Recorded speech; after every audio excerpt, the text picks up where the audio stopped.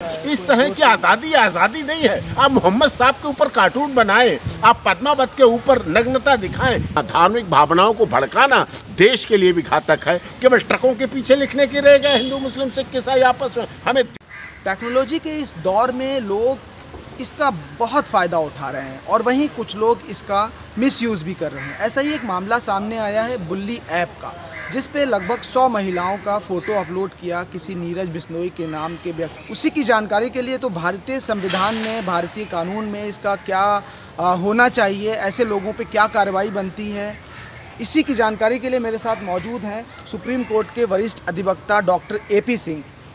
नमस्कार sir. Sir, ऐसे लोग जो इस तरीके के काम कर रहे हैं, इन पे भारतीय कानून के हिसाब से क्या धारा बनती है और ऐसे लोगों के लिए क्या कानून है? देखिए, जब ये सोशल मीडिया आई तो इसके साथ साथ इंफॉर्मेशन टेक्नोलॉजी एक्ट भी आया और इंफॉर्मेशन टेक्नोलॉजी एक्ट साफ तौर पर इस बात को कहता है कि जब भी आप कुछ गलत करते हैं, जब भी आप दुरुपयोग करते हैं, जब भी आपकी जो स्वतंत्रता दी गई है, जो अभिव्यक्त की आज़ादी दी गई, जो विचारों की स्वतंत्रता दी गई, जो धार्मिक स्वतंत्रता दी गई, जो आपको राजनीतिक स्वतंत्रता दी गई, जो आर्थिक सब आपको दिया गया है भारत के संविधान ने, उसमें जब आप दुरुपयोग करते हैं तब वहाँ पर कानून का शिकंजा भी कसता है। जो आपने बुल्ली ऐप की बात की है, बुल्ली ऐप में निश्चित तौर पर जो बनाया है, पहली बात तो ऐप का ये नहीं पता चलता संचालन कहाँ से हो रहा है। पिछली बार अभी आपको पता होगा मोदी जी की सरकार ने 600 ऐप जो चाइना से संचालित होते थे उनको बैन लगाया, उन पर बंद किया। इस तरह से हमने भी माननीय सर्वोच्च न्यायालय में याचिका डाली थी जिसमें महिलाओं और बच्चों के साथ यौन की जिस तरह वीडियो, इस तरह की फिल्में, वीडियो फिल्में चलती थी और बच्चे उन्हें बहुत उत्सुकता के साथ देखते थे, क्रेज़ के साथ देखते थे।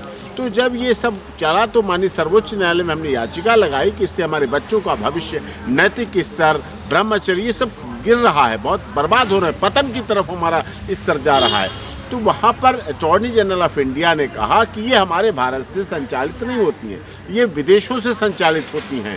तो जब इस तरह की चीज़ें विदेशों से संचालित होती हैं तो वहाँ पर स्थिति बहुत ही ख़राब हो जाती है और उस पर नियंत्रण करने की बात में एक प्रश्न चिन्ह लगता है। बुल्ली ऐप भी इसका है जिसमें मिसयूज़ हुआ है, दुरुपयोग हुआ है, और दुरुपयोग किसी भी चीज़ का होता है तो वो गलत है, सामाजिक रूप से, धार्मिक रूप से, कानूनी रूप से, नैतिक रूप से उसमें गलती है और वो गलत हुआ है।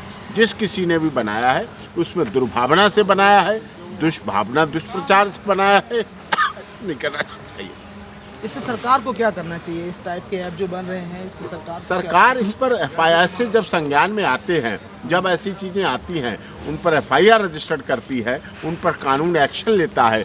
जहां जिस डायरेक्शन में ये बात आती है, जहां पता चलता है जिस तरह से, उस पर एक्शन लिया जाता है और उस पर कानूनी कार्रवाई होनी चाहिए, सख्त कानूनी कार्रवाई होनी चाहिए, क्योंकि इससे हमारा धार्मिक वैमनस्यता फैलने के आसार नज़र आते हैं।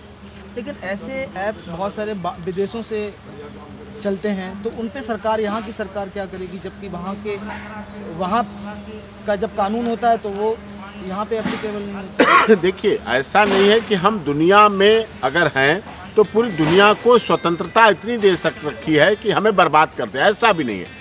आपने जब अभी कोरोना आया तो चाइना पे शिकंजा कसा गया, अन्य देशों ने भी शिकंजा कसा गया। International court of justice Hague अंतर्राष्ट्रीय न्यायालय इसीलिए है कि कई राष्ट्रों के जब मुद्दे उसमें शामिल हो जाते हैं तो उसमें अंतर्राष्ट्रीय कोर्ट जो है, हमारा न्यायालय है जो हेग में स्थापित है, वहाँ पर सब देशों के प्रतिनिधि हैं, वहाँ सभी देशों के प्रतिनिधि हैं और वहाँ न्यायिक अधिकारी हैं, ऑनरेबल जस्टिस हैं, तो वो उस पर करें।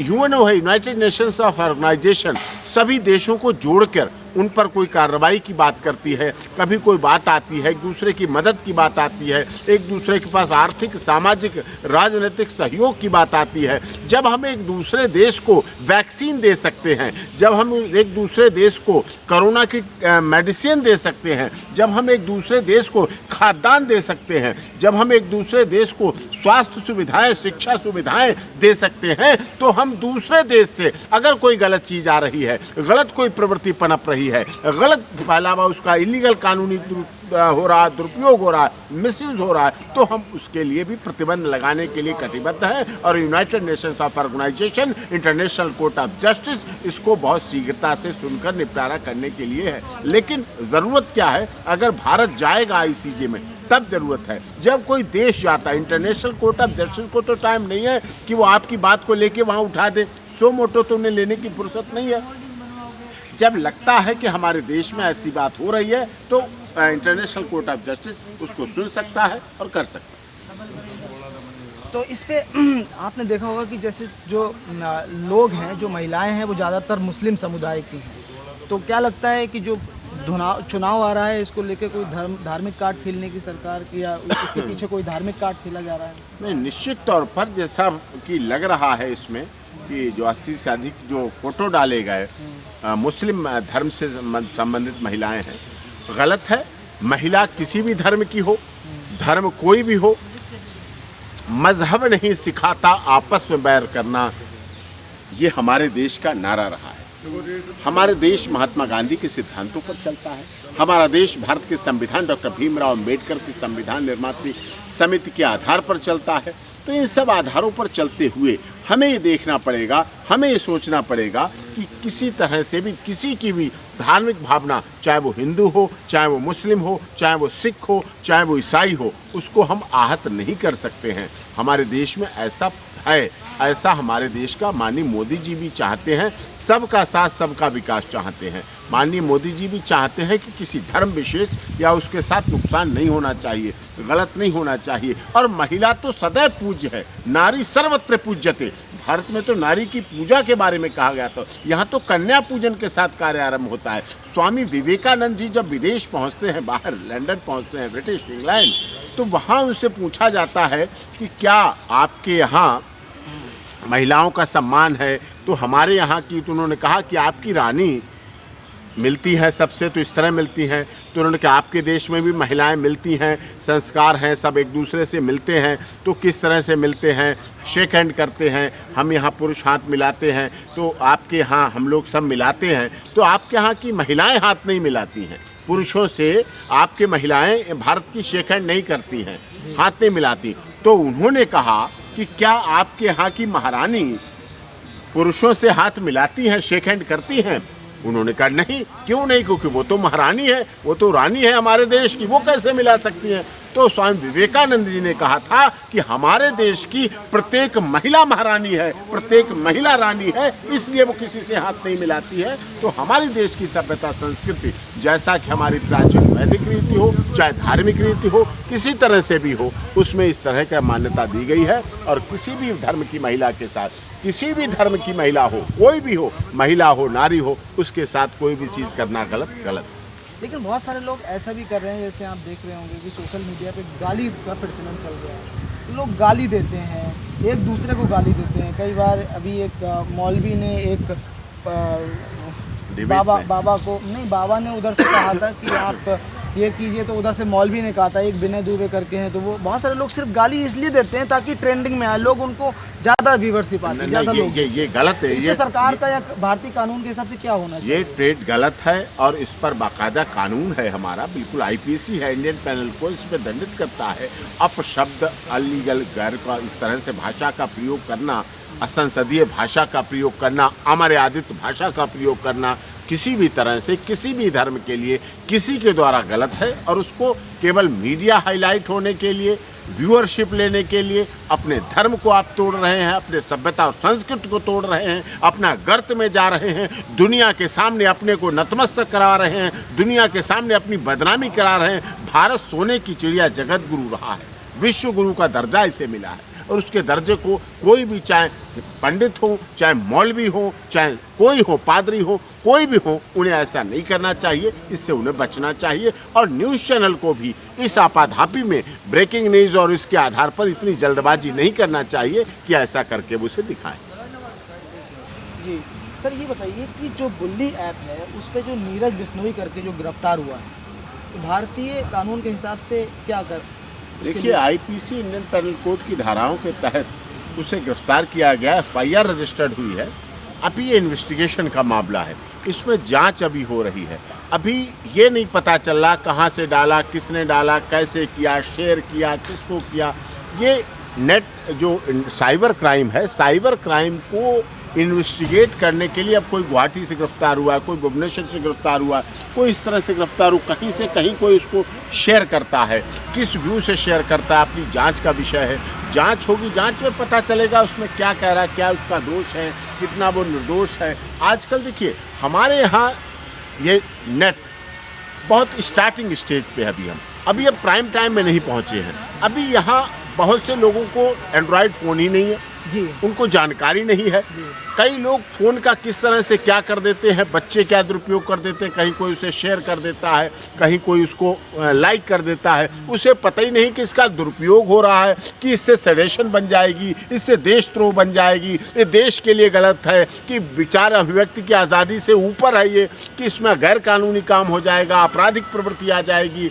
इस तरह से जो चीज़ें हैं, अब साइबर, यहाँ तक साइबर क्राइम तो इतनी भी सज़ा देता है कि साइबर टेररिज्म की धारा 60 साइबर टेररिज्म यहाँ तक कहती है कि मृत्युदंड तक की सजा है। कानून इतना कठोर है साइबर क्राइम भी, जिस तरह से हमारी आईपीसी इंडियन पेनल कोड कठोर है, उसमें मृत्युदंड की सजा है। इस तरह से साइबर क्राइम में भी मृत्युदंड की सजा सबसे अधिक से अधिक है। लेकिन विषय ये देखना कहाँ किसका कितना रोल है, किसने कितना रोल किया, किसने कितना उसमें क्या आगे बढ़ाया है, क्या किया है, कितना सच्चाई में इंटेंशनली रोल किया है, कितना उसने धोखे से हो गया है, कितना उसकी जानकारी में ही नहीं हो गया है, कितना किसी ने उसके फ़ोन से लेके कर दिया है, किस तरह से जरा से तो आजकल हो जाता है, शेयर हो गया, लाइक हो गया, क्या कमेंट्स हो गया, क्या चीज़ हो गई। तो इस तरह से यही बुल्ली ऐप भी इसी विषय के लिए है कि इसमें से कोई जब दुरुपयोग करने पे आ रहा, विषय ये देखना क्या वो मानसिक रूप से दुरुपयोग कर रहा था, क्या उसने मानसिक रूप से फ़ोटो चुराए।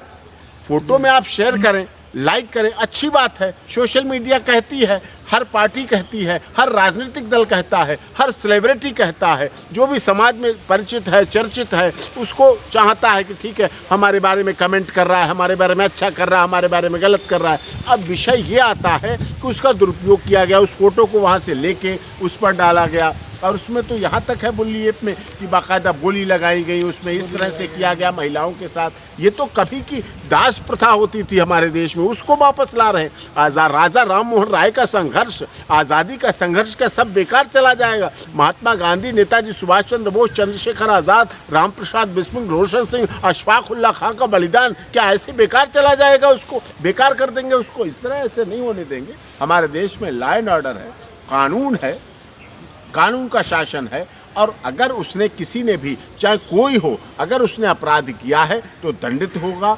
लेकिन इन्वेस्टिगेशन निष्पक्ष होनी चाहिए, किसी दबाव में नहीं होना चाहिए, मीडिया ट्रायल नहीं होना चाहिए, पॉलिटिकल प्रेशर नहीं होना चाहिए, निष्पक्षतापूर्वक इन्वेस्टिगेशन हो, जांच हो, अच्छी चार्जशीट दाखिल हो, बिल्कुल साफ सुथरी, बिना किसी दबाव, बिना किसी प्रेशर के, बिना किसी धर्म, जाति, रंग, क्षेत्र, भाषा, संप्रदाय के दबाव में नहीं आना चाहिए। बिल्कुल साफ सुथरे तौर पर इन्वेस्टिगेशन हो, उसके बाद चार्जशीट दाखिल हो, चार्जशीट के आधार पर कोर्ट ट्रायल करे, और ट्रायल के बाद जब जजमेंट आएगा, फैसले आएंगे, तो निश्चित रूप से access to justice for all, न्याय सबको, सबके लिए उपलब्ध होना दिखेगा भी, होगा भी, और होते हुए जाना भी जाएगा, और समाज में भी पता चलेगा। और लोगों को इससे भी ये भी मिलेगा कि इस तरह से दुरुपयोग करने का, जब आप सोशल साइट्स का दुरुपयोग करते हैं, मिसयूज़ करते हैं, खासकर महिलाओं को टारगेट करके, खासकर बच्चों को टारगेट करते हैं, खासकर हमारे प्राचीन इतिहास धरोहर को बात करते हैं, कभी कोई महात्मा गांधी की बात कर देता है, कभी कोई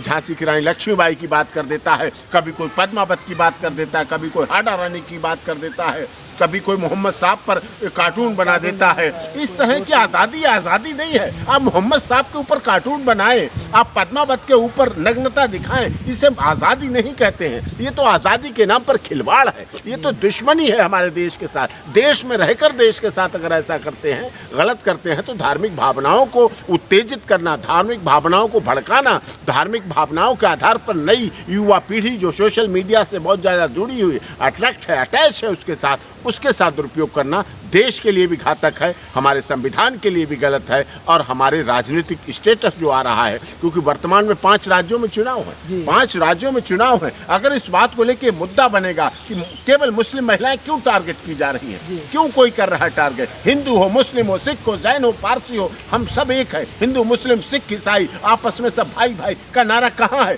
केवल ट्रकों के पीछे लिखने के रह गए हिंदू मुस्लिम सिख ईसाई आपस में। हमें दिलों में जीना है, हमें दिलों में इस नारे के साथ जीना होगा, हमें एक साथ मिलकर आवाज लगानी पड़ेगी, तब हमारे देश का चहुमुखी विकास हो सकता है, जब हमारे देश में किसी जाति, क्षेत्र, भाषा, संप्रदाय से दूर हट सकेंगे। सभी नेता कहते हैं कि जातिवाद हटना चाहिए, क्षेत्रवाद हटना चाहिए, भाषा, धार्मिक, संप्रदायवाद, उन्माद, ये सब चीज़ें हटनी चाहिए, लेकिन क्या हट पा रही हैं, विषय ये सोचना पड़ेगा। इसलिए इस पर भी बुल्ली ऐप पर जो भी है वो कार्रवाई हो, अच्छी कार्रवाई हो, निष्पक्ष जांच हो, और जिससे कि लोगों में ये धार्मिक उन्माद न फैले, धार्मिक शांति फैले, ये आवश्यक है। तो ये थे मेरे साथ डॉक्टर AP सिंह, जिनका साफ तौर पे कहना था कि कानून को और सोशल साइट्स को और साइबर क्राइम को जानने की ज़रूरत है। ऐसी और ख़बरों के लिए आप देखते रहिए ओनली रियल स्टोरीज़।